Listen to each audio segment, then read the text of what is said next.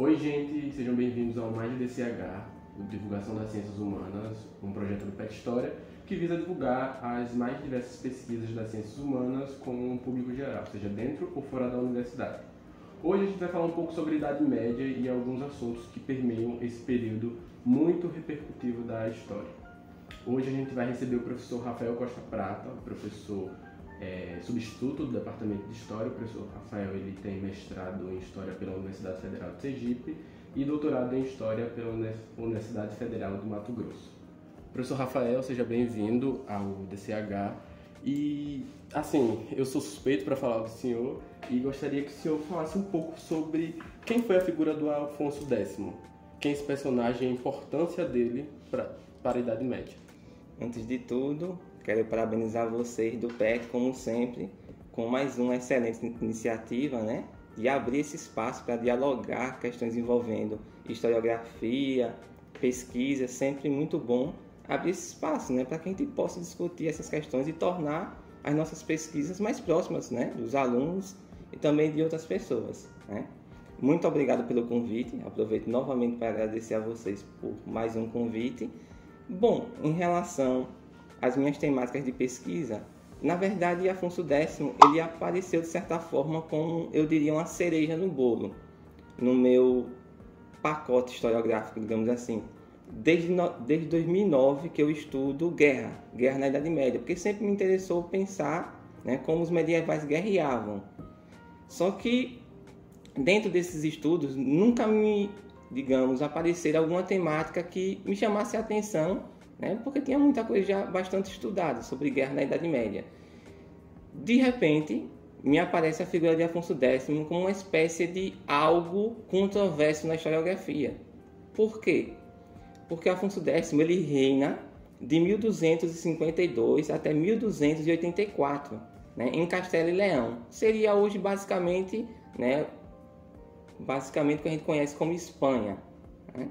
Só que durante esse reinado dele, ele guerreou em alguns momentos, em outros momentos ele procurou administrar o reino, mas a historiografia sempre buscou enxergá-lo apenas como um monarca burocrático, um monarca que diferia dos monarcas anteriores, que eram os monarcas tidos como monarcas reconquistadores.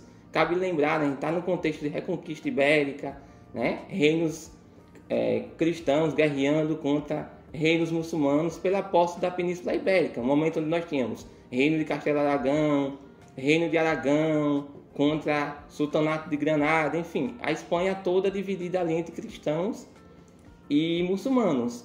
E repito, como eu disse, os reinados anteriores, os reis que antecederam Afonso X, sempre foram trabalhados pela historiografia como monarcas guerreiros, né? Monarcas que guerreavam durante todos os anos de seus reinados. Porém, Afonso X, já por ser um monarca, digamos, um pouco mais tardio, ali século XIII, já muito próximo ali do século XV, que é quando se tem na historiografia aquele debate de surgimento do Estado moderno, Afonso X ele sempre foi muito tratado como um monarca burocrático, alguém que buscou mais administrar o reino do que guerrear. É fato que sim, ele foi um rei profundamente administrador. Ele tinha muito menos terras para conquistar do que os seus anteriores, mas ainda assim ele foi um monarca que guerreou para manter as suas posses, né?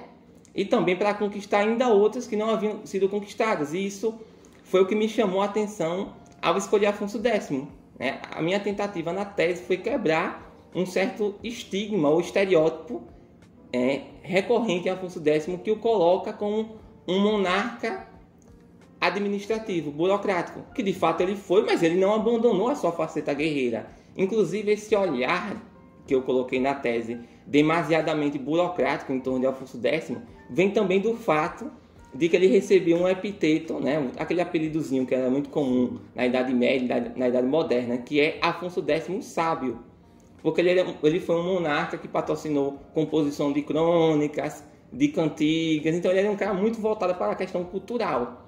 Só que, ainda assim, ele foi um monarca que saía para combate. Na minha tese eu procurei demonstrar que nos 32 anos de reinado dele, ele guerreou ano após ano. Mas a historiografia tende a meio que anular essa vida guerreira de Afonso X. E isso eu explicaria a vocês por conta de um aspecto, digamos, de um vício, e até polêmico isso que eu vou dizer, foi até uma polêmica durante a minha defesa, de um vício historiográfico na hora de se estudar guerra. Há uma associação muito direta entre guerra e conquista. Quando se estuda a guerra, as pessoas associam, aquele monarca, aquele general, foi um grande guerreador, digamos assim, um grande general, a partir da quantidade de conquistas que ele fez, conquistas territoriais. Mas parem para pensar, nem toda guerra é feita para a conquista e anexação. Guerras podem ser feitas para manter e consolidar. Então vejam que curioso, se nós formos analisar o reinado de Afonso X a partir do prisma da conquista, de fato, nós não iremos observar muitas conquistas militares. Aí vocês podem me perguntar, então ele não guerreou bastante? Não. Ele guerreou sim, profundamente. Só que o tipo de guerra que ele empreendia é uma guerra para manter. Era uma guerra de posse, de consolidação, do tipo, olha, eu sou dono dessas regiões na Andaluzia, no sul da Península Ibérica. Os muçulmanos estão tentando retomar. Eu vou guerrear para manter a posse. É uma guerra, só que é uma guerra de defesa, de consolidação. E a historiografia tendia a esquecer esse lado mais de defesa, de consolidação, de posse, porque é sempre uma visão de guerra muito associada à conquista. Isso vocês podem analisar, inclusive acho até que é um dos pontos centrais teóricos, metodológicos da minha tese, que transpõe a questão da Idade Média. Que se vocês forem analisar em qualquer temática de pesquisa, em qualquer período histórico, há esse olhar. O general conquistador, o general que fica para a posteridade, é sempre o general que conquistou muitos territórios. E nem sempre, digamos, os generais vitoriosos atingem essa prerrogativa. Ele pode ter sido um general muito bom que manteve a posse de um território durante muito tempo. Vamos pegar um exemplo. Se a gente for parar para analisar, século XIX, momento de formação dos chamados Estados Nacionais, né? Lá está a Itália, a Alemanha, Bismarck na Alemanha, enfim, Garibaldi na Itália. Muito provavelmente eles foram ótimos no sentido da conquista, mas também eles foram excelentes na medida em que eles conseguiram manter a posse, a unificação, a consolidação. Então, assim, para não me estender muito, a escolha por Afonso X vem nesse sentido. Para mim seria muito mais tranquilo se eu escolhesse os monarcas anteriores, porque eles tinham muitas guerras de conquista, são muito mais aclamados na historiografia. Afonso X me dá esse escape de quebra, de mostrar, veja, ele também era um monarca guerreador, também era um monarca reconquistador, mas o tipo de guerra que ele empreendia era totalmente diferente. Era uma guerra que visava manter, consolidar, defender, também faz parte da guerra, não é só avançar, não. Então, assim, meu objetivo foi esse, demonstrar uma outra faceta do conceito de guerra a partir de Afonso X e também, de certa maneira, revitalizar um pouco a imagem dele, que eu sempre brinco em qualquer apresentação que eu faça, né? A imagem que se tem na historiografia de Afonso X é quase como um idoso, ainda que ele tenha morrido com 62 anos, um idoso sentado com a coroa, com um papel desenhando, escrevendo uma cantiga, e assim, sem guerra nenhuma, não. O cara participou de guerras a rodo. Mas repito, um tipo de guerra que atendia a um objetivo particular do reinado dele. Guerras de conquista, sim, mas também guerras de consolidação e de posse. Manter ali a unidade. Então seria mais ou menos conta disso. Professor, fora que tem um estereótipo, assim, que eu já vi um pouco falando sobre a Idade Média, quando fala sobre um governante ou um líder, quando ele é intelectual, ele não é guerreiro. Quando ele é guerreiro, ele não é intelectual. Não existe muito isso ainda? Perfeito, perfeito. E você tocou num ponto que eu também trabalhei na tese. Essa sua observação vai no bojo da questão, porque se tem a ideia assim, se ele era conquistador, ele não tinha tempo para produções intelectuais. E não é bem assim. Até porque na Idade Média, um outro estereótipo que existe, até não só sobre a Idade Média, mas também sobre a Antiguidade, há uma ideia de imobilidade, de cortes paradas. Não, muito pelo contrário. Se tem um aspecto que nós temos na Idade Média, é movimento, é uma sociedade de movimento. Professor, mas o senhor está querendo dizer que, tal como hoje em dia? Claro que não. Hoje nós vivemos um momento de globalização, avião, rede social, mas tanto a Antiguidade como a Idade Média foram épocas de intenso movimento a partir do modo como eles poderiam fazer. Então, assim, em relação às cortes, os monarcas viajavam a partir dos cavalos, levavam cortes itinerantes, em meio às guerras escreviam. Então não há essa dissociação entre intelectualidade e guerra. Isso entra também, Cariri, num outro aspecto que me chamou a atenção estudar guerra. E aí eu diria que foi o que me motivou a estudar guerra antes mesmo de conhecer a figura de Afonso X. Bom, só para fazer um preâmbulo, vocês sabem que, de maneira geral, a Idade Média é vista como a Dark Ages, né? Aquela questão, a Idade Média das Trevas, o longo período de 1000 anos, onde a civilização sumiu, a barbárie tomou conta, homens bárbaros e selvagens dominaram o mundo por 1000 anos. É aquela ideia de que, bom, a Antiguidade, a época de glória, né, do Império Romano, da Grécia democrática, caiu, e aí vem um intervalo de 1000 anos, e depois, com o Renascimento e a posterior Iluminismo, retorna-se as luzes. Então vamos apagar essa longa noite de 1000 anos. Essa é a ideia que se tem sobre a Idade Média ainda hoje, infelizmente. Bom, por consequência, qualquer temática que você pegasse da Idade Média, esse estereótipo também recairia. Então isso também recai sobre a guerra. Quando eu comecei a fazer as minhas primeiras leituras sobre guerra lá por 2009, sobre indicação do professor Dr. Bruno Álvaro, as primeiras leituras já deixaram isso claro, que tipo, o olhar que a historiografia militar, principalmente do século XVIII, século XIX e começo do século XX, se tinha sobre a guerra feita na Idade Média, que era uma guerra totalmente desorganizada, sem qualquer conhecimento de tática e de estratégia. Inclusive, foi o meu tema do TCC, a minha monografia. Eu peguei alguns teóricos, inclusive muitos famosíssimos, Clausewitz, que é o maior teórico militar moderno, peguei alguns autores e demonstrei como eles, ao voltarem a olhar para a Idade Média, eles voltavam a se olhar com um extremo preconceito. Eles não conseguiam entender a lógica de guerra medieval e caracterizavam os homens como bárbaros, que se matavam em campo de batalha sem nenhum conhecimento de tática, enfiando a espada no outro, não tem fileira, não tem organização, não tem manejo.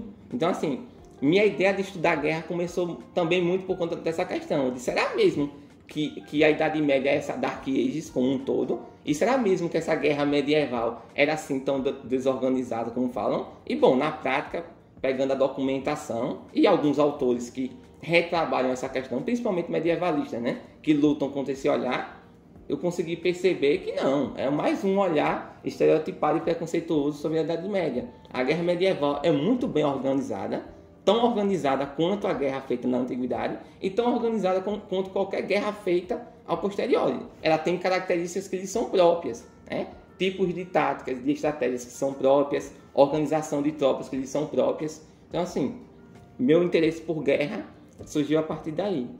Perfeito, professor. E eu acho que indo nesse mesmo caminho, o senhor tem alguns trabalhos e eu gostaria de saber, eu estava lendo quais são as principais questões que permeiam essa nova história política e a Idade Média? Certo, então, é até curioso pensar essa questão da nova história política, que é uma nova que hoje podemos dizer que já está mais madura. Mas, só para responder, eu preciso voltar um pouco e recuar lá no tempo. Quando a gente fala história política, só para recordar vocês, lembrem-se, nós temos ali toda uma história factual, acontecimental, aquela tida história positivista que os análises vai combater, que é uma história muito calcada no acontecimento, sabe? Sim. Aquela história muito centrada na questão dos grandes heróis, dos grandes mitos. Se eu vou narrar a história ibérica, eu vou escolher os grandes heróis. E aí vocês podem até me dar uma rasteiradazinha. Ah, professor, mas será que você não está fazendo essa história acontecimental dos grandes heróis?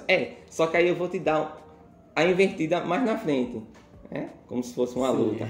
O que é que acontecia nessa chamada história acontecimental? Essa história dos positivistas. E aí, antes de responder, é preciso que a gente também dê valor ao trabalho dos positivistas. Assim, quando a gente faz uma crítica, a gente não pode deixar de valorizar o que eles fizeram.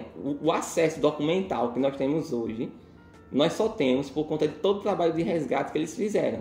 Mas, enfim, o trabalho de escrita deles era muito associado ao Estado Nacional em formação. Então, era aquela história feita para louvar os grandes homens, é uma história edificante, a história da nação, enfim. Então, essa história política, digamos, que surge, que vai ali basicamente até 1929 com os análises, tem essa característica de associar sempre, de se associar ao Estado. são sempre os grandes homens. Seria mais ou menos como o que é a história política do Brasil, se nós escrevêssemos a partir somente do prisma de Dom Pedro I, Dom Pedro II, Duque de Caxias, aquela coisa bem tradicional e muito narrativesca, sem problematização, sem inserir contradições, sem inserir o povo, vamos colocar assim, sem inserir simbolismos, mentalidades. Bom, o que é que vai acontecer? Quando os análises ele passa a combater essa história política tradicional, muito narrativista, muito centrada nos grandes heróis, de certa maneira, de 1929 até os anos 80, ainda que existam controvérsias sobre isso, essa história política acabou sendo marginalizada. Então, assim, veja, a ideia original dos análises foi legal, mas eu acho que houve uma ruptura muito brusca. Então, assim, nós notamos um período ali onde se estudar política, de certa maneira, poderia recair nessa acusação, sabe? De que você está fazendo mais do mesmo, repetindo aquela coisa muito acontecimental, narrativista e tal.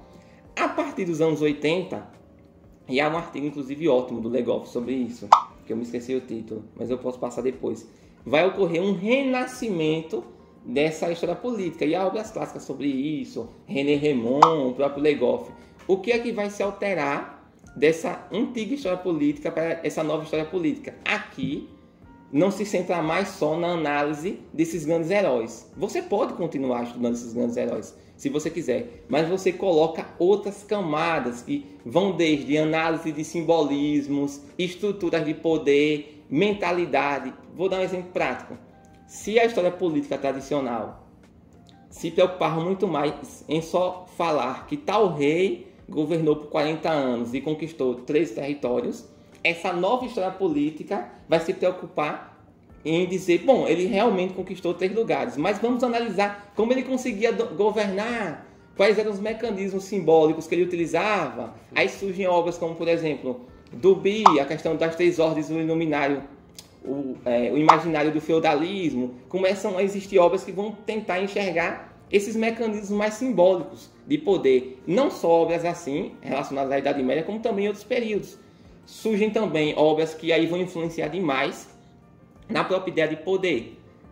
Obras como as de Foucault, que vai influenciar bastante. Foucault quebra, nos anos 80, principalmente 70 e 80, com um tipo de ideia que se tinha sobre como estudar poder. Até os anos 70, quando estudávamos poder, era sempre aquela questão Estado-sociedade, como se o Estado fosse totalmente centralizado, e aí o Estado manda, a sociedade obedece. Foucault ele revoluciona, inclusive tem até um livro do Paul Veyne com esse título, Foucault revoluciona a história, se eu não me engano, onde ele vai mostrar justamente isso. Foucault ele quebra com essa ideia de um poder nas mãos de um. Ele vai dizer, olha, o poder ele está na sociedade, são chamados micropoderes, poderes periféricos. Existe poder aqui na sala do PET, existe no DHI, existe na presidência da República. A sociedade ela não é totalmente de cima para baixo, existem micropoderes que vão regendo. Isso também vai influenciar essa nova história política, que vai tentar demonstrar como esses governantes governam, mas como eles precisam se associar, precisam ter diplomacia, não é só mandar e obedecer, sabe? Eles precisam criar mecanismos de reforço de poder social. Por exemplo, se a gente for pensar em Idade Média, quando você aplica essa nova história política da Idade Média, você se preocupa em observar, por exemplo, como um monarca medieval era tido como representante direto de Deus na Terra, como ele se utilizava de todo esse imaginário do camponês que o enxergava quase como um Deus, um representante de Deus na Terra. Então, assim, essa nova história política, ela abraça essas questões de imaginário,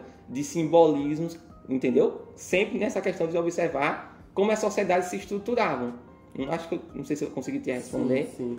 E, professor, eu já ia também realmente pedir, acho que agora dá para o senhor trazer outros exemplos, como essa questão do poder, ele estava nesse período da Idade Média ali, como elas reverberavam, em quais sentidos elas estavam, porque você falou também desses micro, então essa nova história política também olha para essas questões. Então, se o senhor puder dar um exemplo de como essas questões funcionavam, como elas poderiam influenciar outros governantes. Sim. O primeiro ponto que a gente tem que ter em mente quando nós passamos a analisar a Idade Média é pensar quem, entre aspas, habitava esse momento. Quem eram os medievais? Ainda que eles não se enxergassem como medievais. Nós temos igreja, que é a principal instituição no momento. E aí até preciso dizer algo bem curioso. A própria igreja, durante a Idade Média, durante aqueles 1000 anos, mesmo ela sendo dominante, ela não é essa instituição totalmente centralizada como nós enxergamos. A igreja condenando e fazendo isso e aquilo. Não. A igreja ela não era tão centralizada a ponto de nós termos, durante a Idade Média, várias cismas, que são separações, várias ordens que são emitidas pelo Papa e não são obedecidas em territórios. Então, assim, não há essa instituição, mesmo ela sendo a mais dominante, não há também essa dominação tão intensa como nós imaginamos. Nós temos a igreja, nós temos as monarquias, né, as monarquias europeias, nós temos principalmente a aristocracia, ou as aristocracias, nós temos campesinato, enfim, e alguns outros grupos.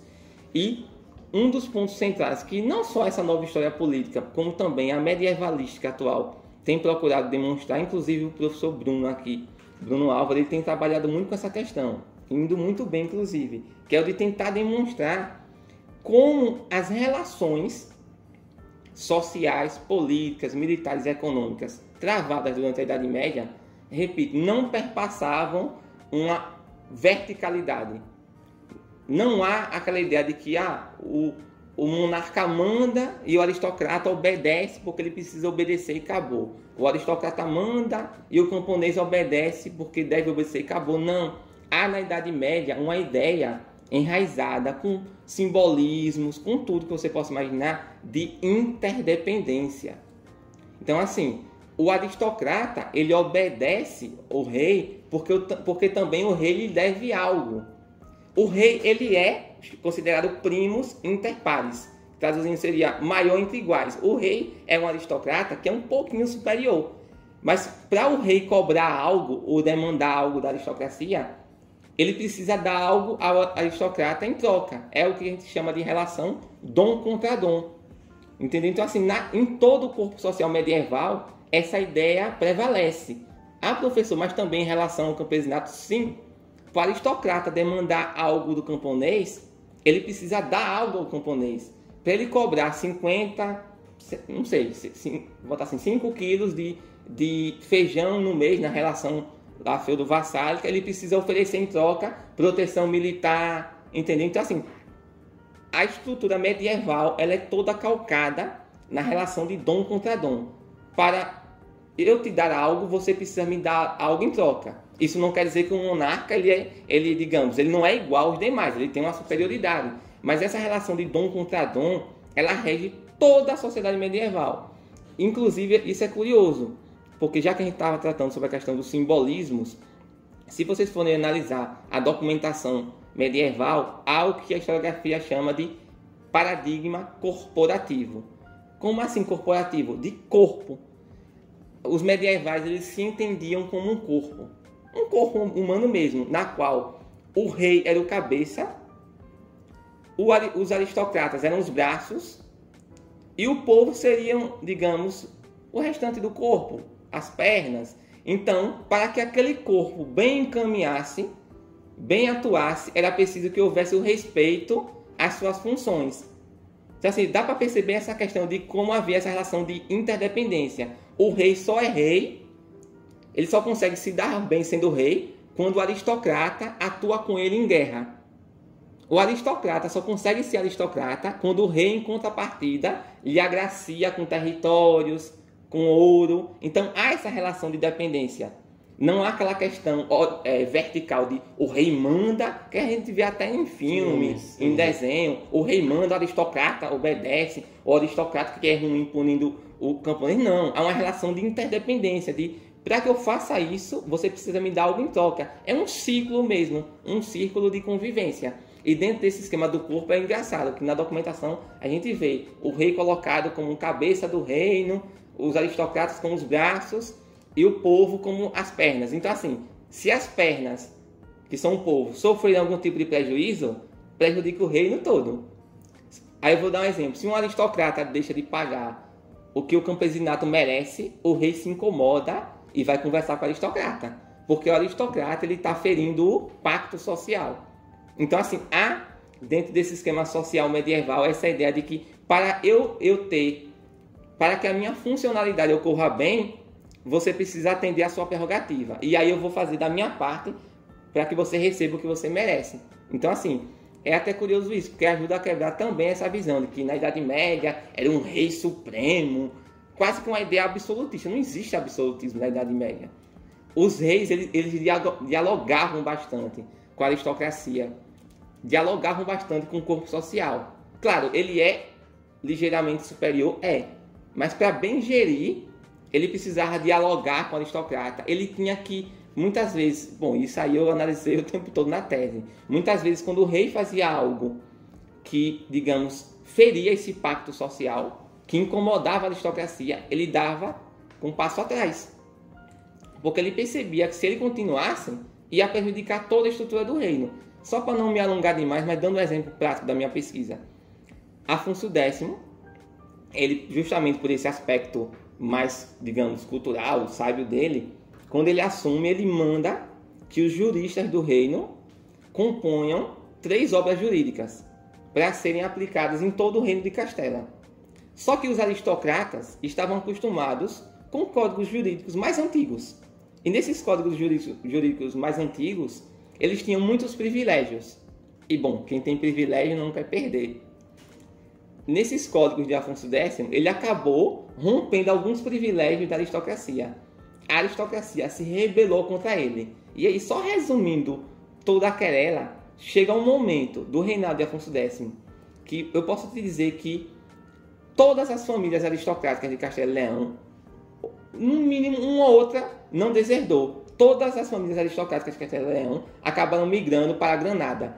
Largaram Afonso X e foram se aliar ao sultão muçulmano, que era o principal inimigo dele.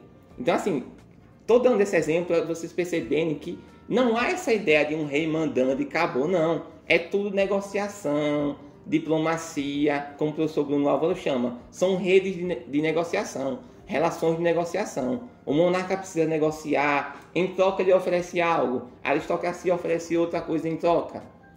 O aristocracia também lidando com o campesinato. O camponês trabalha na terra e oferece parte da colheita, sim, mas cabe ao aristocrata oferecer proteção militar e alguns outros caracteres. Então era uma relação de interdependência na Idade Média, não essa relação de eu mando e você obedece e pronto. Sim, professor. Inclusive, como eu tive aula com o senhor, eu acho que fica bem claro assim, essa complexidade nas relações, que a gente fica muito cristalizado, talvez por filmes, por seriado, por coisas desse tipo, que a gente vai quebrando quando a gente vai se aprofundando cada vez mais nesse assunto. Professor, agora eu queria saber um pouco quais foram os referenciais teóricos que o senhor utilizou nessa caminhada de pesquisa mesmo. Sim, então. Bom, de maneira geral, quando a gente estuda Idade Média, nós temos vários tipos de referenciais, digamos, historiográficos, de acordo com o que nós estamos estudando no momento. Eu poderia dizer assim, que eu tenho alguns referenciais mais gerais e alguns específicos sobre guerra.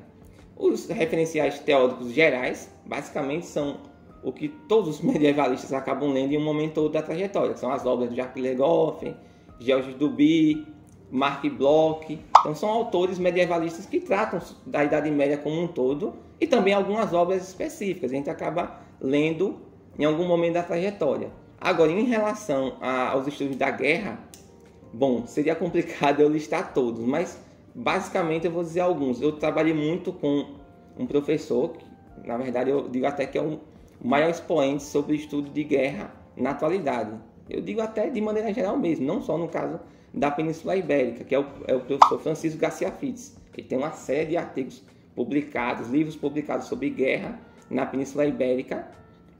Philippe Contamine, que é um francês.